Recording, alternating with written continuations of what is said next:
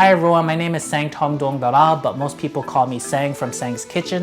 Sabaydi Pinong, hi fam. Sabaydi Pimai. Sabaydi Pinong, hi fam. Welcome back to Sang's Kitchen. I cook Lao food. It is a passion of mine because that's the food I grew up eating and loving. So every time I eat Lao food, it just brings me back home. It brings me that sense of comfort. Lao food is funky, Lao food is delicious, Lao food is very spicy. Lao food is just a really good combination of really fresh food and really fermented foods. You meet in the middle with that spiciness also, and then all these flavors are really aggressive. I got to experience all my food and culture even more when I went back to the motherland. On a wooden boat, I went into Laos, into Pak Bang, and then I headed to the food capital called Luang Prabang, followed that to the actual capital called Vientiane, and then I ended my trip in Savannakhet, which is my family's hometown. It's its own unique community, it's its own unique dishes, and I'm gonna share with you 5 of my favorites now. Khao Chi is made from khao niao, which is sticky rice. Sticky rice is crucial to Lao cuisine because it's eaten with every meal. People in Laos are given the name khao niao, which translates to children of sticky rice. I would say learning how to cook and eat sticky rice is a first step in anyone's Lao food journey. My favorite memory is grabbing freshly made sticky rice from my mom and then just sprinkling salt on top. I always giggle a little on the inside when I go to a Lao restaurant and see people struggling on how to eat sticky rice because they try to use a fork. You'll find plenty of people selling khao chi grilled sticky rice in Laos. Padek is my favorite ingredient in Lao food. It is unfiltered fish sauce. It's filled with so much pungentness, funkiness. You'll know when someone opens a bottle of Padek. It's made when the enzymes of the fish tissue break down the innards and the muscles of the fish, while also the salt protects it from any of the bad bacteria growth. So don't be afraid of Padek. Add a little bit of it. I mean, add a lot. Every time I think of Tam Mak Hoong, I just start drooling because it's so good. Growing up, my mom always made it, and I would know because I could smell the pungent, delicious fumes and also hear her smashing the papaya with the coke and sack, mortar and pestle. Tam Mak Hoong will definitely challenge your spice tolerance. And now it's time to thumb. That is why it's called Tam Mak Hoong, smashed papaya. So go ahead and grab the pestle and then a spoon, and then I'm gonna try my best to mix everything thoroughly together. Tam Mak Hoong is an essential dish in Lao cuisine because it can be a side dish but also be the main dish, usually served with freshly made sticky rice. You'll see it all over Laos in food stalls, and everyone has their own twist to it.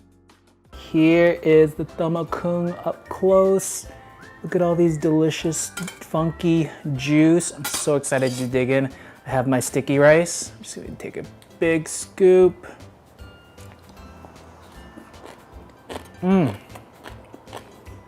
So good. Funky, fresh. I love me extra Padek. No Lao meal is complete without Tam Mak Hoong somewhere on the table. So make sure you have this platter with a lot of juice overflowing. Dom Kim is easily a favorite for many Lao kids because it's one of those dishes that comes out sweet and savory. Now when I have friends over, this is one of the dishes I make to introduce them to Lao food because who doesn't love pork belly and sweet stuff?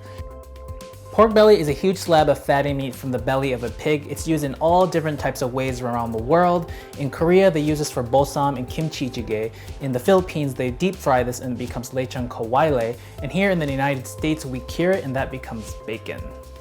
Pork belly. When I was in Laos, I usually saw this dish at street food stalls. You can order it and then they'll put it in a plastic bag for you and then tightly rubber band the top. Caramelized eggs and pork belly. I'm gonna take a big scoop.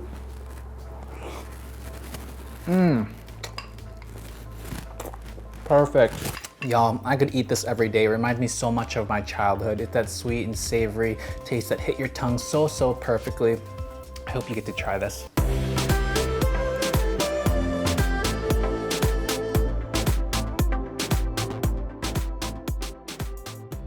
Yanang is a star ingredient of this dish. It's a native plant all over Southeast Asia, and it's known for being green and glossy. It also has medicinal purposes of reducing fever and also an herb that's great for overall body and wellness and balance. Gang no mai is a very important stew to Lao cuisine because it has a lot of the foundational ingredients to what makes up Lao food. It took me some time to enjoy this dish as a kid because I would pick at it. I would only want the meat and didn't want any of those veggies floating around in there. Now I love this dish, especially the bamboo shoots.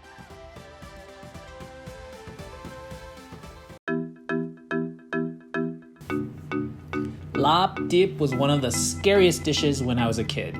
It is Lao raw beef salad. My parents would never let me eat it. They would always give me the cooked version while they ate the raw one. I didn't try the raw version until I was an adult, and it is so tender and actually delicious.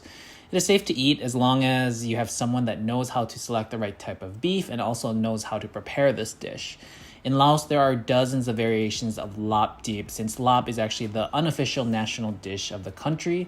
If you're not brave enough to try the raw version, I would highly suggest starting with the cooked version.